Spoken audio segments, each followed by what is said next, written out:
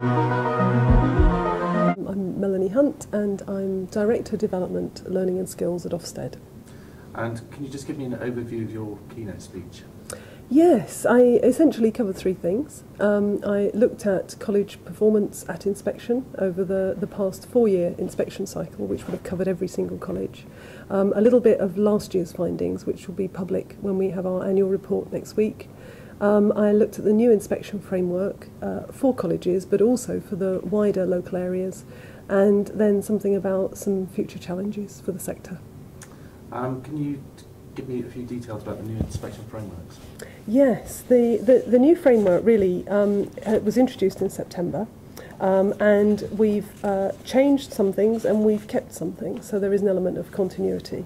The key things that I brought out in my talk was a greater emphasis on teaching and learning, inspectors spending more time with learners, looking at learning interactions, whether it's in the workplace, in workshops, in classes, and greater emphasis as well on talking directly to learners and employers.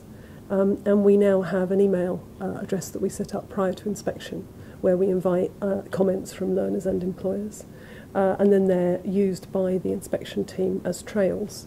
We don't just take their word, we go out and try and triangulate to see whether what the learners are telling us is the reality that we see.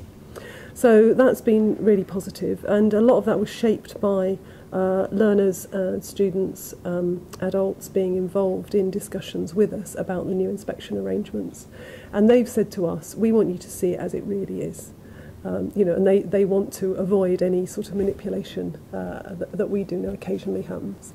So that's been really positive. We have focused more on capacity to improve as one of the features, because obviously if the sector is going to be less regulated, then it needs to have that capacity really built in and embedded. And there are some good signs for colleges. Other parts of the system do need, got work to do on that still, and I think colleges could provide a lot of support to help raise standards across the piece. We are now less predictable in the timing of inspections, and we're doing an annual assessment looking at all colleges and their performance, or all providers and their performance, and then we're selecting those who we think should be inspected, either because their performance is dipping, perhaps because they've entered a new area of work, there's been significant expansion or contraction. And so we're looking at some of those sort of indicators that would lead us to say, well, how are they managing that?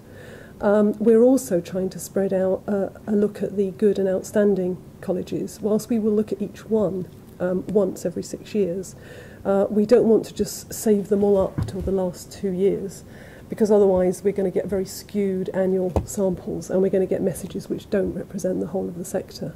So we're dividing, if you like, the good and outstanding colleges into 6 and looking at each of them over the next 6 years in a chunk. We've aligned the new framework with School Sixth Forms, so there's far more comparability. It should help local authorities in their commissioning decisions, and it should help young people in terms of the choices they make about where they study post-16. And we've got a revised report structure which has been designed so that it's far more readable for learners, and we've tested it out with learners and employers, and they found it much more useful. As probably, I guess, the other thing you would like me to cover is about our raised expectations regarding safeguarding and equalities. And we make no apology for that. Safeguarding is important. It's not just about child protection, and when I say just, I mean solely about child protection. It's much wider than that.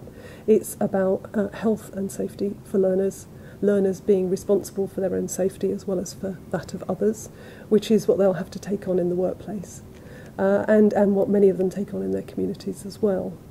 It is about their safety in terms of community cohesion and their ability to be able to deal with different groups, different factions, gangs, and having that confidence and set of tools to be able to question, challenge and feel confident in their own worth as an individual.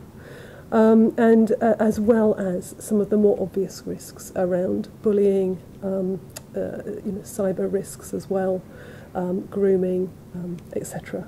And so we're looking really at how organisations take a holistic view at building the capacity in their learners to take responsibility for their own safety.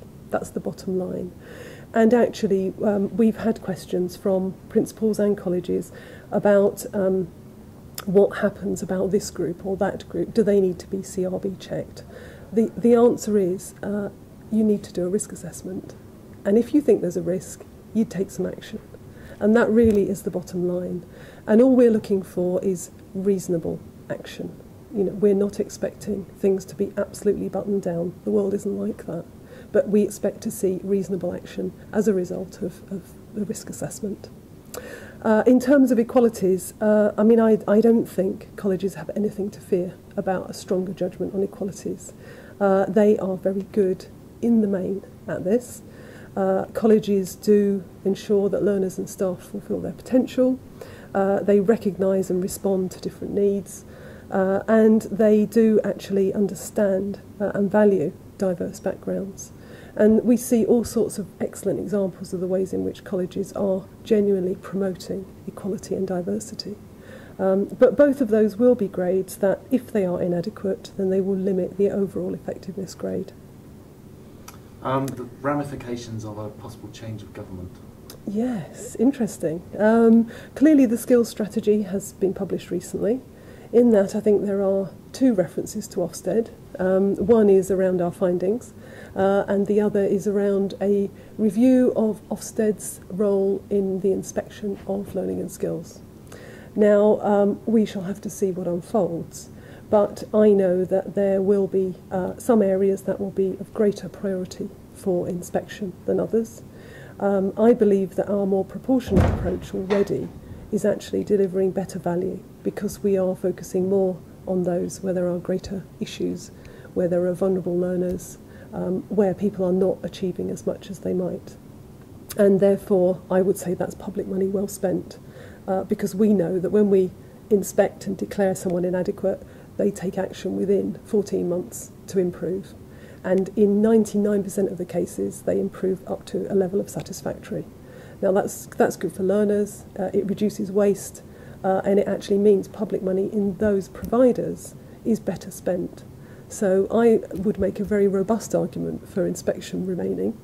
I don't know if I need to make a robust argument, to be frank, because we haven't really heard the detail of any of the parties' proposals around this. And I know a number of politicians do rely very heavily on Ofsted's findings and what we say, because we do have that independence.